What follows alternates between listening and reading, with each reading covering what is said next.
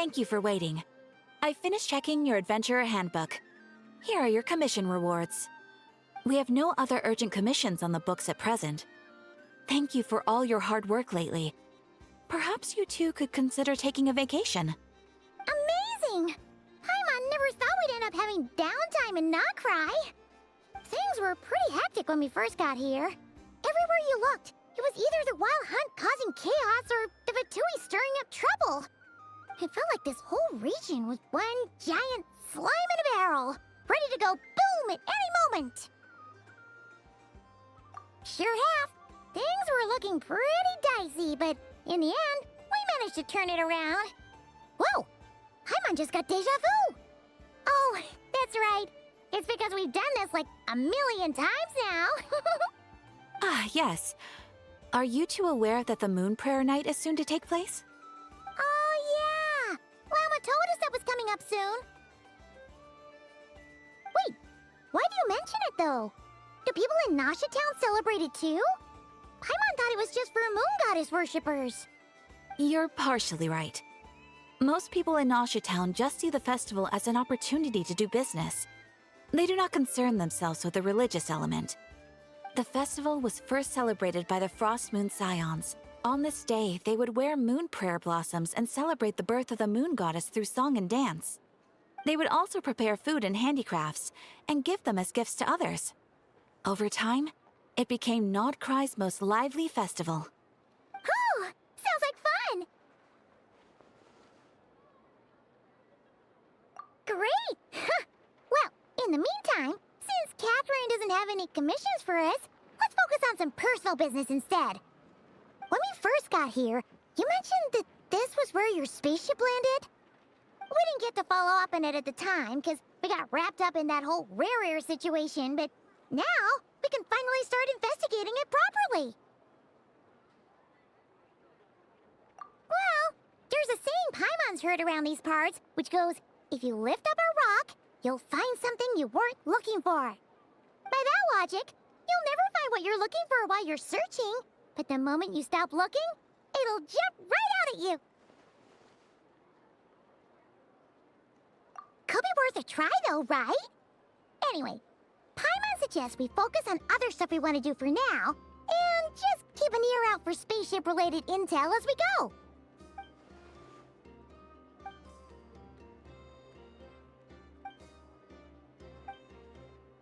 What's wrong? She looks super... Huh? Paimon gets why you'd be concerned about Columbina, but... Oh, that's true. And now that you mention it, we're definitely overdue for a showdown with the Fatui. It is weird that he hasn't shown himself this whole time. What could he be up to? True. Paimon would much rather deal with Marionette anyway. She says the meanest things, but when it comes down to it, she doesn't seem like a bad person. Maybe it's the pressure of being a Fatuse? Especially as a Harbinger. Does she feel like she's gotta act tough to keep up appearances or something? But then, every time we headed out with Rarier, she always wound up having to repair Polonia and her other robots. That's gotta sting. Losing face always hurts more for people who care a lot about their image. She's probably still furious about it. What? Relax, she's not even here. Huh? What's the matter? Oh, nothing. Sorry, we'll be on our way now. Where are we again? Oh yeah, Columbina? Right, yeah, let's go see Columbina.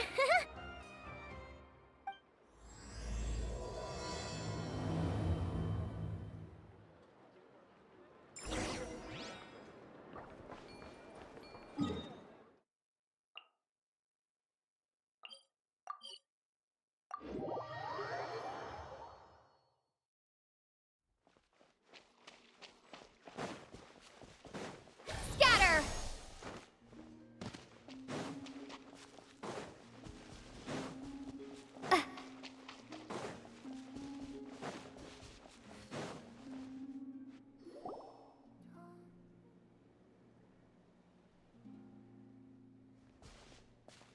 Hey, she's sitting up! Is me sitting here a rare sight? No, we just thought you'd be resting. Perhaps I would have been. were it not for the sudden arrival of some unexpected guests. Not that I consider it a disturbance. After all, you are the only ones who are free to enter. Would it not be a little unfriendly of me to lie down while we speak? I didn't realize you put so much thought into little things like that.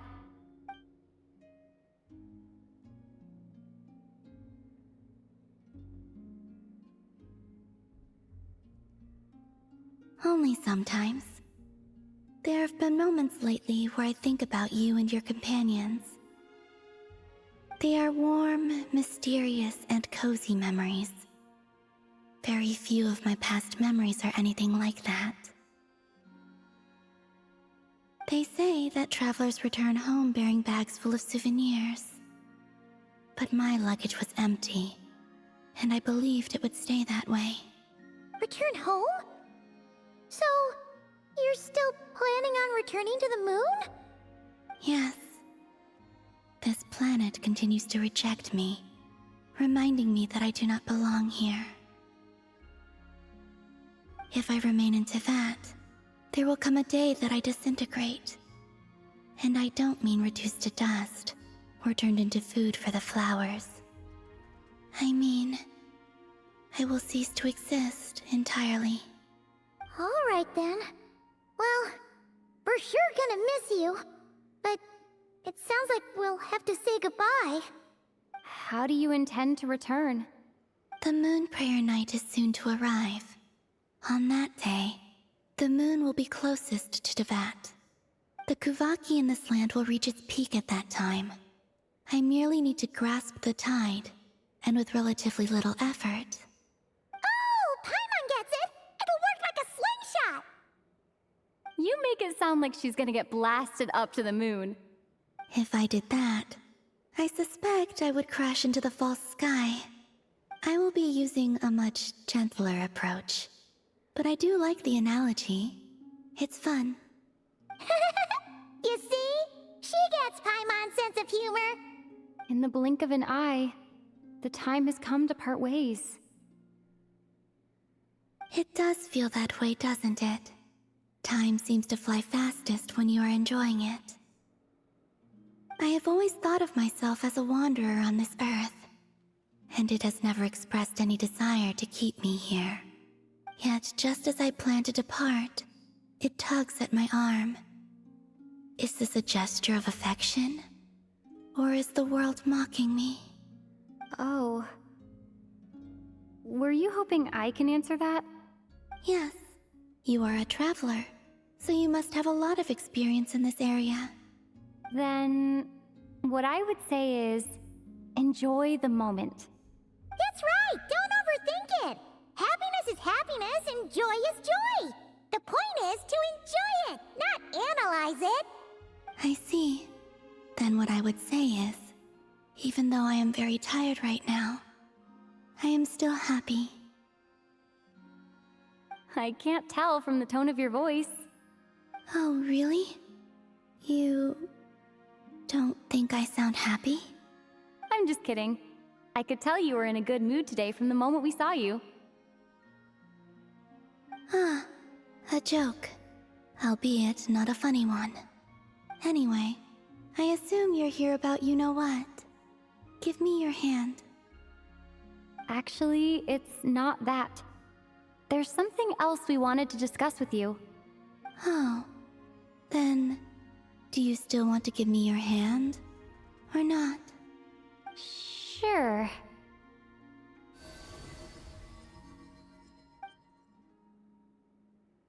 Thank you. So, I've heard that in the moon prayer nights of the past, people here would hold celebrations in the moon goddess's honor. Since you helped so much in our fight against the Rehir of Solnari, I think you deserve a farewell party before you return home. I haven't asked everyone else for their opinions on this yet, but I'd like to invite you to join the upcoming moon prayer night. I've never joined a moon prayer night before. I'm not sure what I would even do. Oh, don't worry about that! We take care of everything! All you need to do is show up. Of course, there's no need to force it if you're not feeling strong enough.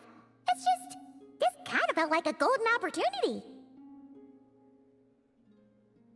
But they call me Kutar, and the Fatui have an arrest warrant out for me. I shouldn't appear in public right now.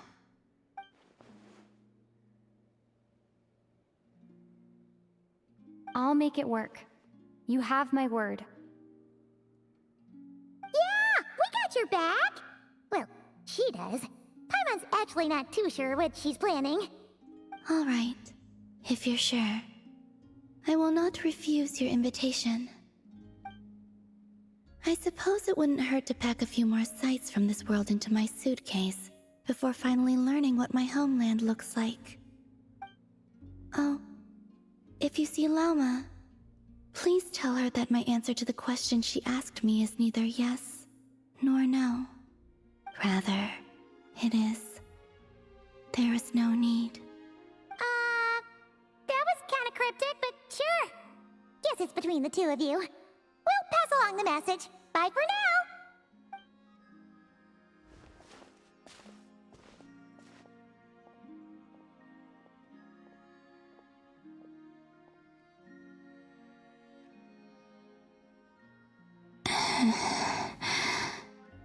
And also, I do not know.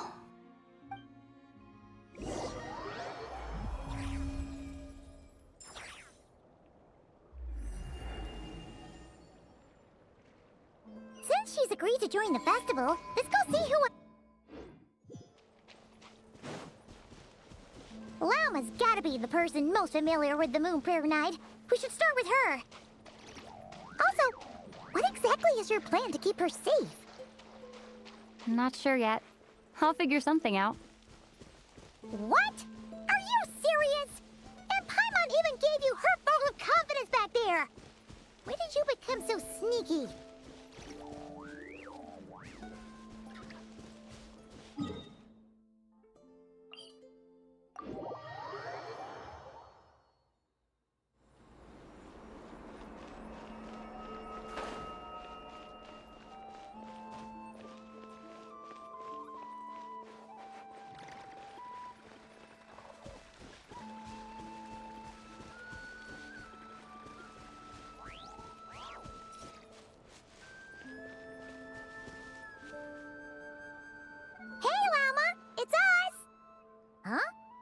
Varka? What are you doing here? Beats me. I had a bit too much to drink last night, and when I woke up, I was on Hisi Island. Mr. Varka is helping to oversee Nasha Town's preparations for Moon Prayer Night. He is here to go over some details regarding the decorations and custom cloth designs.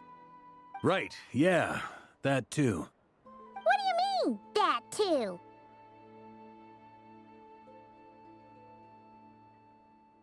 Yes. Celebrating this festival is a long-held tradition here in Nodcry. On this day, the crescent moon at the top branches of the verdant crest turns into a full moon, and the moon prayer blossoms bloom with a special radiance. Our people take these to be blessed omens. It's an especially welcome event coming off the back of all that nasty business with Rare. Everyone got put through the ringer recently, and now they're looking to turn their fortunes around.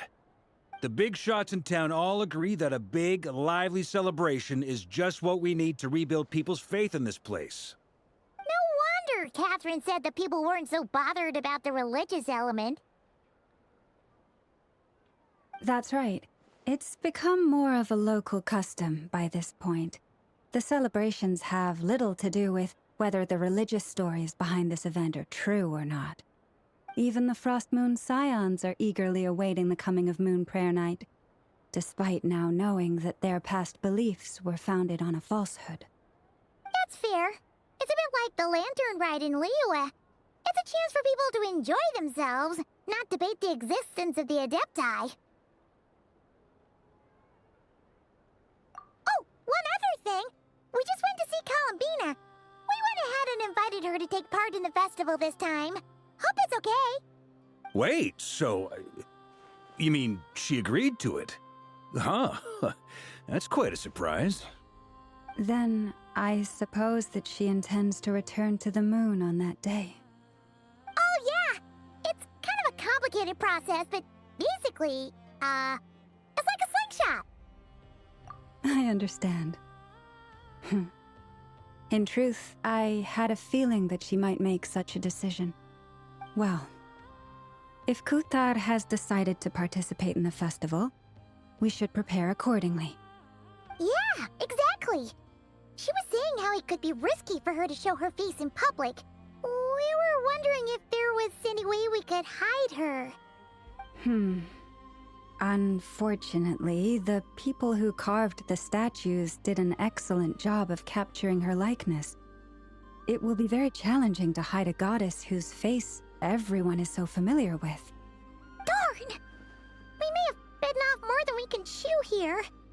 Nah, don't sweat the small stuff. We can handle that. Huh? Are you saying you have a plan? Not as such, no, but the most important thing with a festival is to keep the mood light and your spirits up. You can't go preparing for a festival with those long faces. You'll never convince anyone to enjoy themselves. The Mondstatter spirit is strong with this one. As it happens, I agree with Mr. Varka. Let's start by making our appreciation for Kutar the beating heart of the festive atmosphere. And who knows? Once we get the ball rolling, perhaps everything will just fall into place. Hey! Did you catch that? Llama said the thing! Or close enough, at least. I'm looking forward to the Moon Prayer Night already. We have a festival in Mondstadt called Windbloom, and you can always tell which couples are celebrating it for their first time by the smiles on their faces.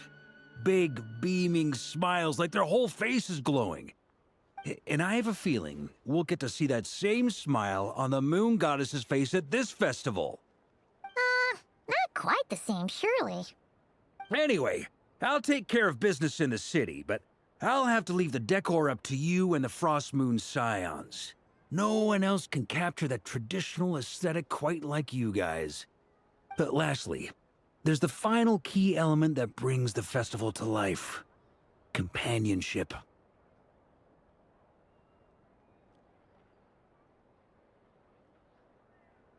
Before you leave, let me show you something that we've been preparing.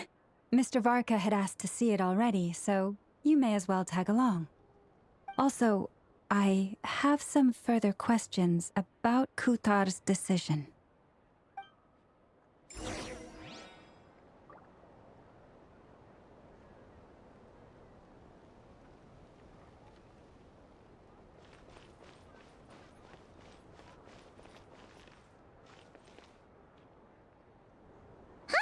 What's this? They sure look like they're having fun. I believe so. Kuhenki seem very skilled at playing drums like these, although I'm not sure where they learned it from. Maybe it's an innate talent? In their eyes, they're probably just playing with toys.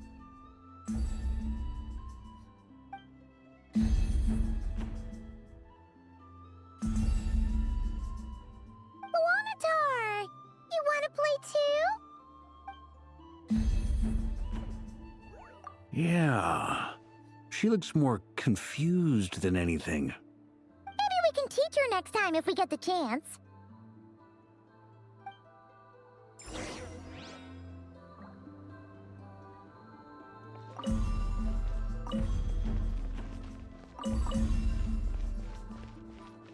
What are these floaty things? Moon veils. We hang them from buildings in the city during the festival. When you look at the sky through them, it creates a lovely misty effect.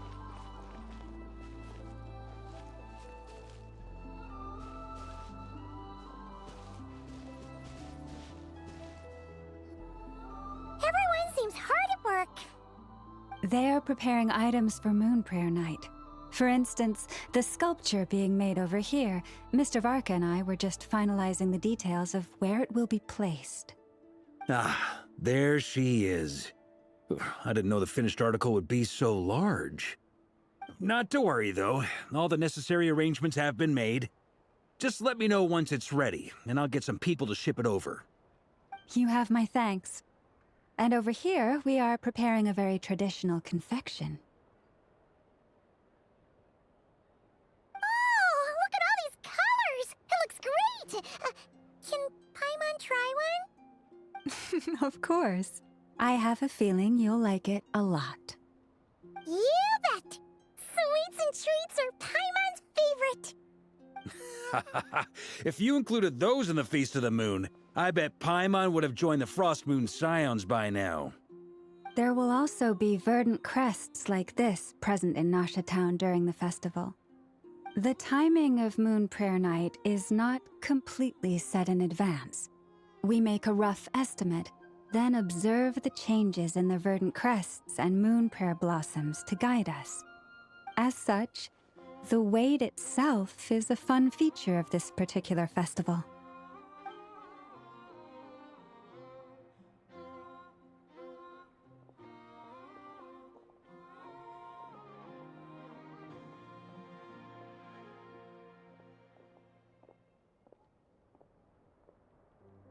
Let's talk here. To tell the truth, I am very surprised to hear that Kutar is willing to participate in the festival. I once asked her if she'd be willing to stay with the Frost Moon Scions. I could introduce her to everyone, and we could be a family to one another. She did not answer, but she has not appeared here since. I took this to mean her answer was no, but if that were the case, she would not have accepted this invitation. Ah. I see. Maybe she is right. Maybe the Frost Moon Scions of today no longer need a moon goddess. But my wish was not for her to come here and be worshipped as a deity. I simply wanted to offer her a place to stay. I'm sure she believes that showing herself here might invite Fatui intervention, and as such, she does not wish to cause us trouble. But what really pains me about all this is that this is her birthplace. She ought to belong here, yet no one has been able to grant her shelter. I think I'm qualified to weigh in here. When someone's about to depart on a long trip, what they need is blessings, not burdens. We should wish her the best, not make the journey harder than it already is. Anyway, she's agreed to attend, hasn't she? All we need to do is simply respect her decision. I see your point. Yes, she will soon depart after all. Our job is to leave her with some happy memories. Besides, who's to say her journey to the moon is a one-way trip? It's not like she can't come back and visit if she wants, right? Paimon agrees wholeheartedly. Festivals are all about having fun, so let's keep it simple. All right, I'm gonna head back to Nasha Town soon. Want to come with? I'm guessing you have some other folks to visit there. Sure thing, let's go! Bye for now, Wilma! Thank you all. Goodbye.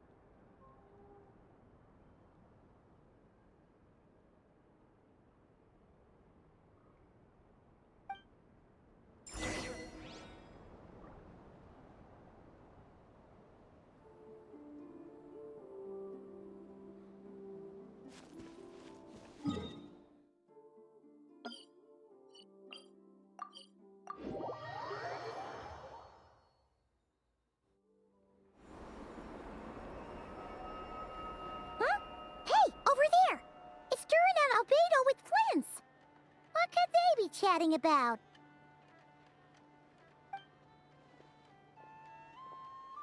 Your guess is as good as mine.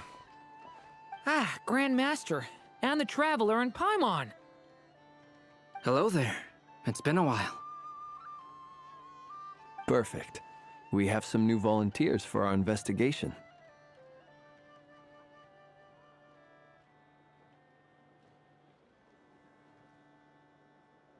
Wait, let me guess. The righteous Lightkeepers are finally ready to hunt down the Abyssal Dragon? Haha. Yes, that too. Yeah, right. Oh, wait. Why does everyone keep saying that too? Well, to be precise, the facts match, but not the causality. Wait, so I guessed right? Half right. Don't act so impressed with yourself. Maybe I can explain. We ran into Mr. Flint's north of Town. At that time, we just noticed a few abyssal creatures out in the wild, but the strange thing was, I didn't detect any traces of abyssal energy on them at all. On closer inspection, we realized that they were not real monsters, but something akin to reflections in the water, or perhaps a mirage. Huh? What do you mean? Like, you could see them but not touch them? Exactly. It was very peculiar. They roared and tried to attack us, but we could not make any physical contact with them. I think I've heard of things like that happening in Nocturne before, but I don't know much about it. Yes, it's a known phenomenon. Mirage-like illusions tend to appear in Nocturne in the run-up to Moonprayer Night. From a distance, they appear quite real. I myself thought that Misters Durin and Albedo were locked in battle with abyssal monsters when I first arrived. But after sharing intel and investigating a little further, we can confirm that these illusions are harmless. There is... All the Mirage stories I've heard are either animals, rocks, or small houses. Abyssal monsters, though? That's a first. It's a first for me, too. So I'm planning to look into it further just to be on the safe side. I intend to inspect a few more locations. What about you two? Any plans? Alice contacted me a few days ago. She'd like me and Durin to assist her with an experiment. But we lost contact shortly after receiving the message. I'm sure that comes as no surprise to anyone familiar with her. We don't know when the wind will blow, yet when the wind blows, we will know. That, in a nutshell, describes how Alice operates. Yeah, that tracks. Okay. Well, I suggest we investigate this Mirage business in the meantime. It's piqued my curiosity, and I'm pretty sure I know someone who will already be 10 steps ahead of us. Well said. Right? Whatever's happening in Nocturne, she always seems to be the first one to know.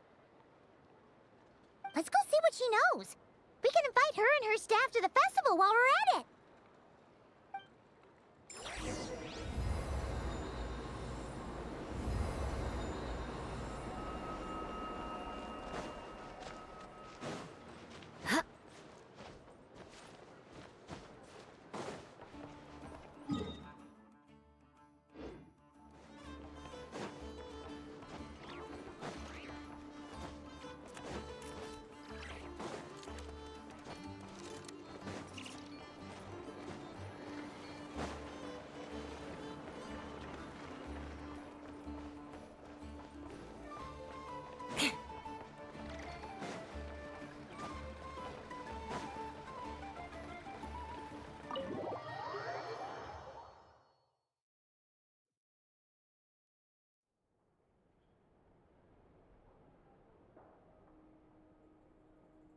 You're right, I have noticed. There's certainly something a little fishy about this situation. Only a little, though. Records indicate that this phenomenon can occur in the days before and following Moonprayer Night. That said, it has always been a rare sight in the past. The odds of encountering these phantoms are similar to looking up in the night sky, happening to see a shooting star, and managing to make a wish before it disappears.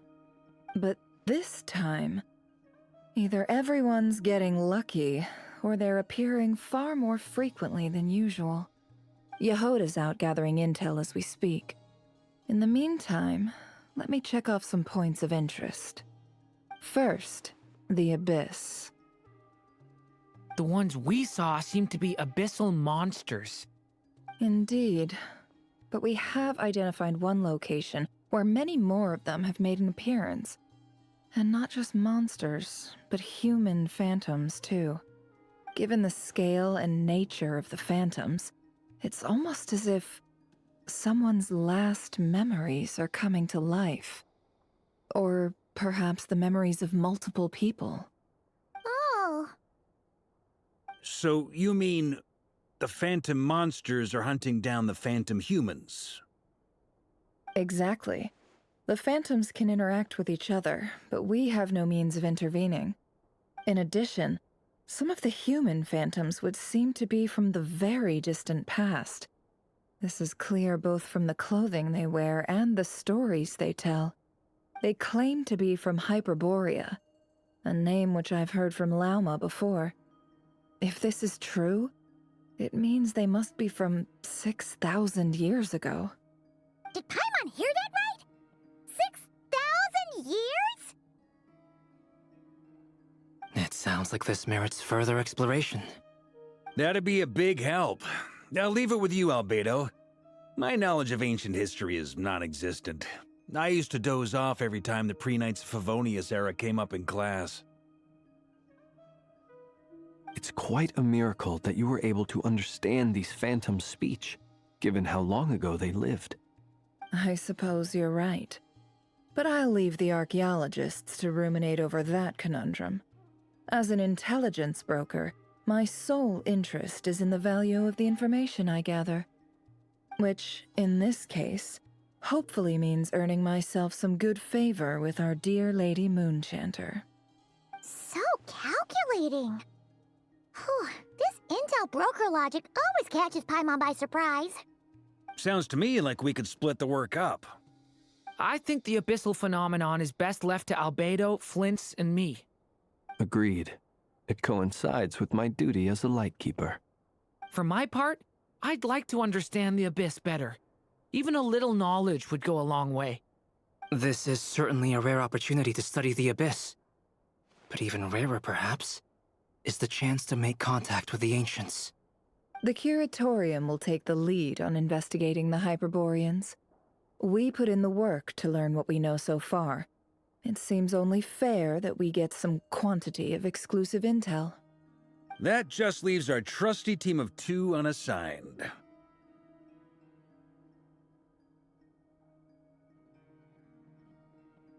Since you became an honorary knight, of course. This was part of my grand plan all along.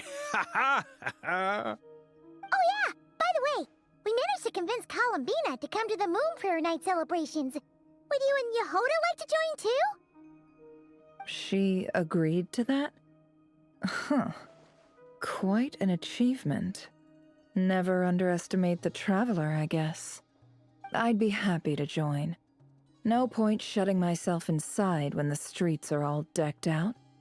I doubt any clients will be visiting during the festival in any case.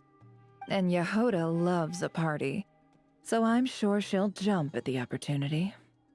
No, no, no, no, no, no, no, no, no, no! Way to contradict me in front of...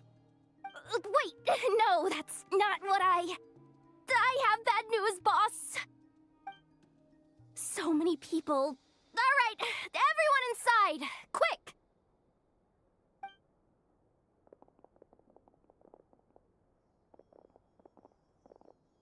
This is gonna sound crazy, but hear me out.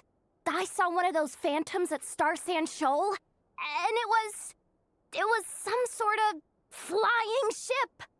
Like a spaceship?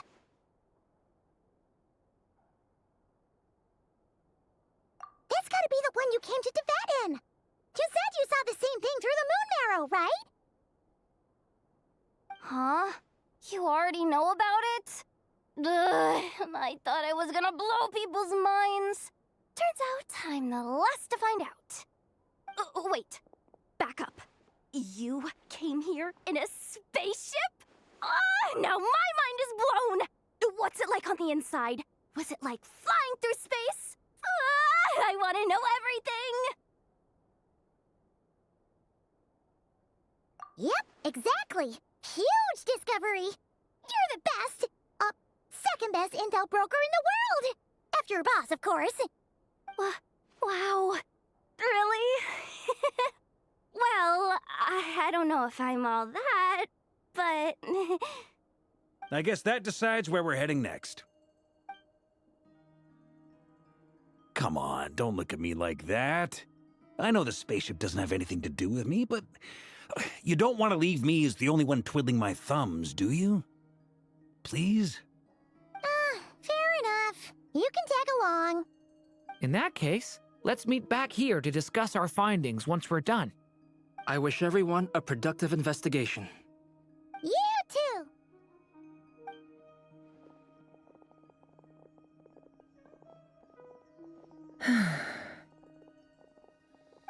What's up, boss? Aren't we gonna head out? Tell me, Yehoda, when did the curatorium start giving out intel for free? Oh, sorry, boss.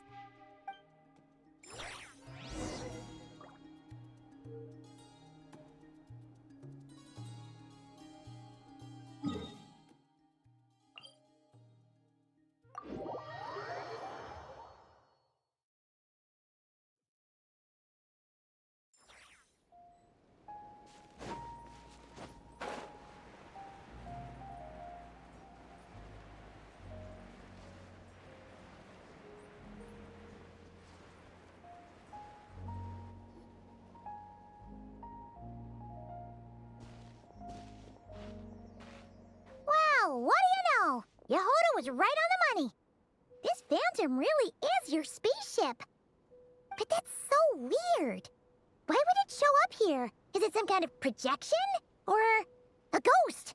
Like, maybe it no longer exists, but somehow it left an afterimage? Ah, you're already here. Miss Lauma, what a surprise. I thought you were busy with festival preparations.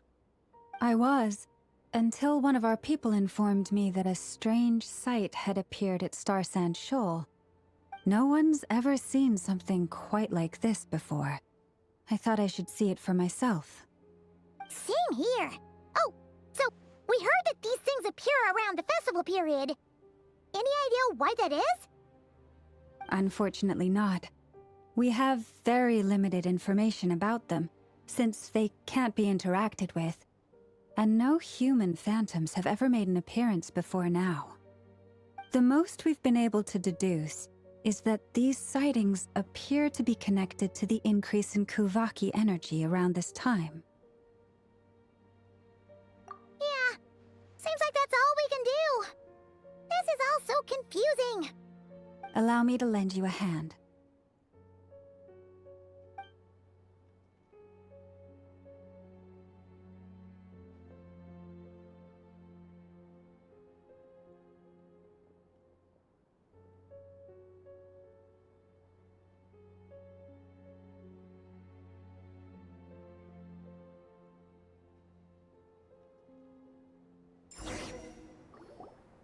Everyone, our friend here should be able to provide us with some information. Is that a phantom Rhymehorn deer? I've heard about how the Frostmoon Scions live in harmony with the animals, and can even communicate with them.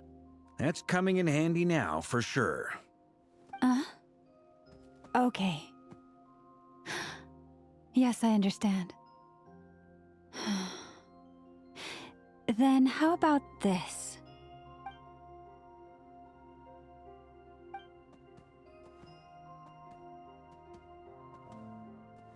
Oh, it's leaving. It appears to share our curiosity about this giant spaceship, so I asked it if it wouldn't mind investigating along with some friends. In return, I told it about some nearby spots where the wild fruit grows abundantly. We may live in a different era from these phantoms, but I trust that the terrain, climate, and ecology here are more resistant to the effects of time than some things are. Let's give them a moment and hope for the best.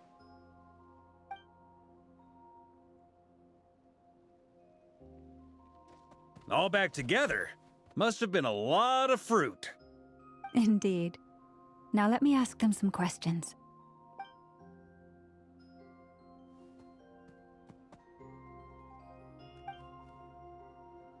It did find a lot of wild fruit, enough for them to feast for a long while. This puffin circled in the air several times, but didn't spot anything out of the ordinary. Certainly nothing to do with the spaceship. Huh. Well, it definitely makes sense to get a bird's eye view. Indeed.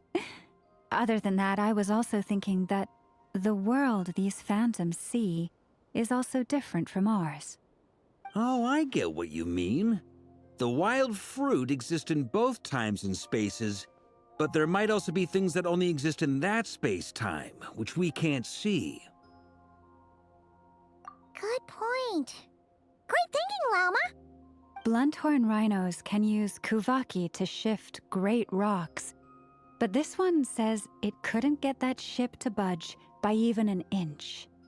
The sniffer mole tried too, but despite being a skilled digger, it could not get through. They say that the spaceship looks robust and undamaged. It seems completely impervious to any and all attacks. Whatever lies within is well defended from harm.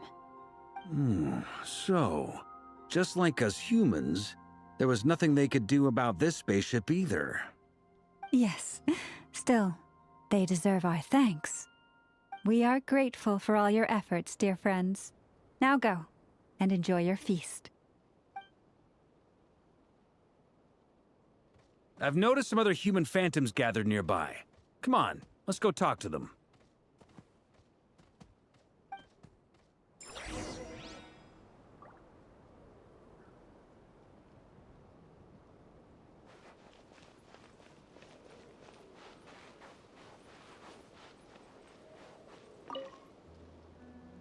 What is this thing?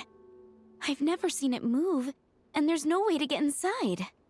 Goodness knows. My grandpa says it's been sitting here at least since his grandpa was still alive. What about his grandpa? Did he say anything to your grandpa's grandpa about it? Huh? I don't know. In all likelihood, it was here back then too. Hard to imagine something this huge could move. Guess that means that as far as they're concerned, this ship's been around a long time.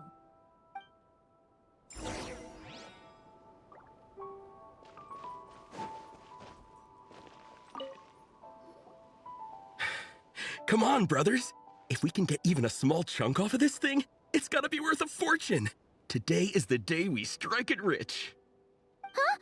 You mean Paimon? Yes, brother, I shall join you. Let's make our fortune. We should go with them. What the? This thing is crazy tough. I can't even scratch it. What's it made of? Sorry, brother. Looks like we'll have to seek our fortunes elsewhere. Enjoying yourself? I was just seeing if I could influence this phantom's perception by playing. But nope, no dice.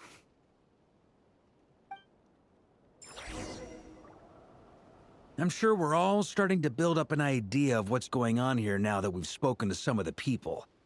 These phantoms are reenacting real historical events in Nocturne. It's almost like we're in some kind of interactive stage play.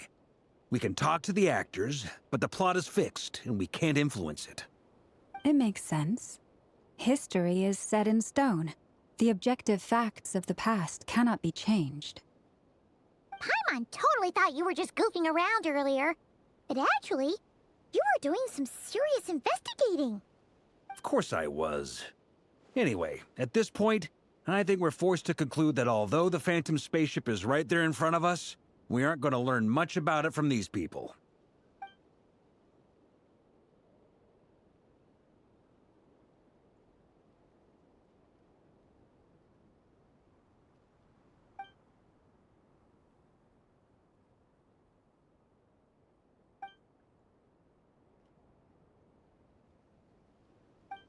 Don't be discouraged.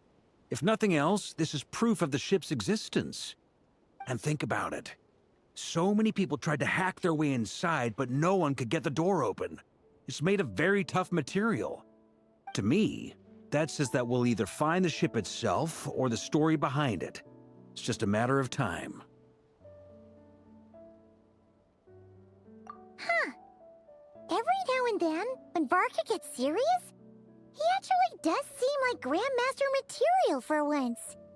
I wonder how the others are doing. Let's head back for now. Sounds good. Also, drinks are on me if Team Knights of Favonius is the first to finish. Wait, we have a team name now? Am I in Team Knights of Favonius as well? You're very welcome to join. We've even got a cathedral ready for you. Isn't that technically blasphemy? You wouldn't dare make a joke like that if Barbados was in earshot. Nah, I'm sure Barbados doesn't mind a little harmless blasphemy once in a while.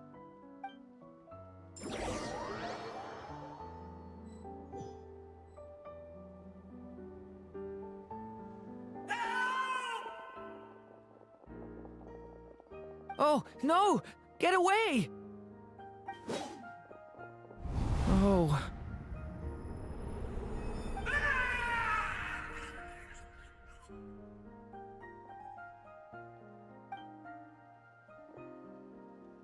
I know it's hard to stomach, Mr. Duran. But as I'm sure you've noticed, there is nothing we can do to intervene in that which unfolds before us. But we have to at least try. And try you have. But are you aware of how many unsuccessful attempts you've made now? I wasn't keeping count. I'm afraid this is the 39th failure so far. Or the 5th if we're only counting this particular victim. There are no indications that these phantoms may be altered in any way. You seem to have calmed down a little. I'll make us a fire. You should rest and have some water. Feeling any better now, Mr. Duran? May I ask a few questions? Be my guest. What exactly are we witnessing here? What happened to those people? My guess would be that we are seeing Nocturne during the Conrian Cataclysm. Would that be accurate? Conria. That is correct. As you know, once the Abyss senses even the tiniest crack, it floods in and spreads like wildfire. There was a time in the distant past when it permeated all of Nocturne, causing immeasurable harm. The people paid a terrible price to heal this land. Then, 500 years ago, the whole of Teyvat suffered an abyssal disaster. Once more, Nocturne was dealt a devastating blow. I see. In the face of the abyssal onslaught, all were like grains of sand tossed around by a tidal wave. Be they human, fae, or god. The moment you witnessed is but one drop in a whole ocean of catastrophe. All right. I guess that answers my second question, too. I wanted to know why there's nothing I could do to help them, and that's because what we are seeing is history. That would be my guess as well. As I understand it, history and fate are not all that dissimilar. The latter may be unseen to us, but both are immutable. Yes. Fate was determined long, long ago. I still have a couple of other questions for you, Mr. Flint's. You mentioned more than one abyssal disaster that has struck this land in the past. How can you be sure that what we're seeing is from the Conrian incident? And also, how are you able to stay so calm when you're talking about these events? From everything I know about you, you're not cold or ruthless, and you're not indifferent to the suffering of others. Alas, I am forced to show my age. I must be 600 or 700 years old by human measure. Wait, so you... One is not easily moved by history when one has witnessed the truth firsthand. I'm sorry. You needn't apologize. Your passion is a good thing to have. Treasure it, because someday you may find it in terribly short supply. Now, at the risk of offending you, I have a question in return. Your curiosity toward the Abyss, is it born from hatred or because you sense its call? I only ask because I kept a fragment of Rarir's body in my lantern for a short time. Specifically, his heart. So I know what a burden it can be to carry the Abyss with you. And I hear its power growling from somewhere within you. In my eyes, your mere existence is a miracle. My honest answer is... I don't know. I don't think I have the confidence to say for certain. What I will say is the Abyss is not the only issue that haunts me. Even before I became who I am today, the question dogged me constantly. Should I even exist at all? My doubts remain unresolved. But when we fought Rarir, something became a little clearer to me. Sometimes it is the darkness within us that allows us to achieve the impossible.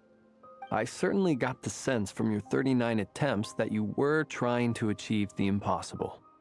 It sounds like you've resolved to see the truth for yourself. Absolutely. In that sense, he and I are quite similar. Then I wish you every success. I look forward to the day of your transcension. Well, if everyone's caught their breath, I suppose we should head back.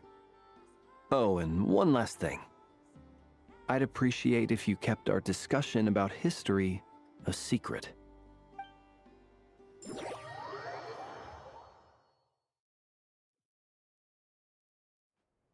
Incredibly, our separate investigations led us all to the same conclusion. Hooray for consensus! Yeah, but we barely learned anything, though. I totally thought this would be the mother lode. Talking with the ancients? I mean, come on! But nope, all we got was useless snippets of conversation. And all this stuff about moons and hyperopia. What a load of baloney. Seems like people back then had a few screws loose. I understand your frustration. We found the same issue. Each phantom only showed a very brief moment in time. There isn't much value to be found in these miscellaneous fragments of a civilization's history, no matter how glorious it may have been. If there's a silver lining, it's that these phantoms are harmless to the present reality. They shouldn't get in the way of the festivities. Paimon agrees. And not just because it's the first thing she understood in this whole conversation. You look disappointed, Nefer. Is something the matter? What do you think? We all worked our tails off, but the only one to gain anything from it was you, Lady Moonjanter. Well, please do share the Hyperborean records with me. I will gladly inscribe them in our people's documents. Oh, duh! Yeah! That was it! Hyperborea! Hyperborea. I'm serious. Only an expert in the Frostmoon Scions and their history can turn these records into valuable research material. The alternative is to let them gather dust on the Curatorium's storage shelves until the pages turn yellow. Nefer, you're wise enough to know that cooperating and sharing the profits is the best course of action here. Well, that goes without saying. Sure, let's do that. Huh? But didn't you say we aren't supposed to give out intel for free? Sorry. Shutting up. Now is not a good time to push Nefer's buttons. Anyway, back to Moon Prayer Night. I'm thinking that we should prepare something a little special, aside from the usual decorations and so on. You mean a parting gift? Can't go wrong with food. Although, does food go bad on the moon? Perhaps a lantern would be a better choice. It might be dark up there. It could prove difficult to light a lantern on the moon. Magical stones might serve that purpose better. What about a clockwork mecha model from Fontaine? I've got a whole bunch at home. I use them for fighting practice in my free time. None of these sound like things she would be even remotely interested in. But we don't interact with her enough to know what she likes. Yeah. It would really save us the guesswork if someone could find out what she's into. Wait, what the? Traveler? They're all looking at you.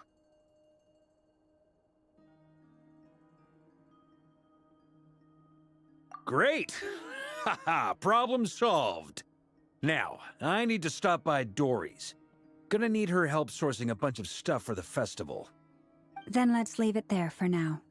We all have our own business to attend to. Traveler, if you find out what Kutar likes, let us know right away.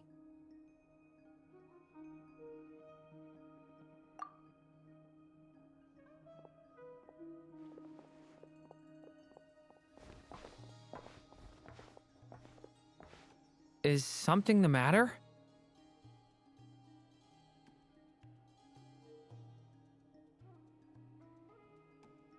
I'm fine.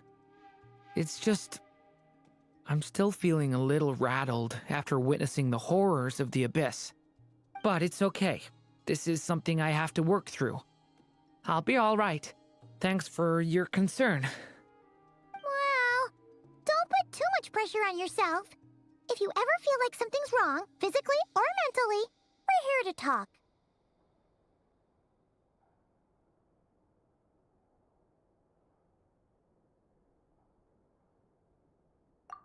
Come on.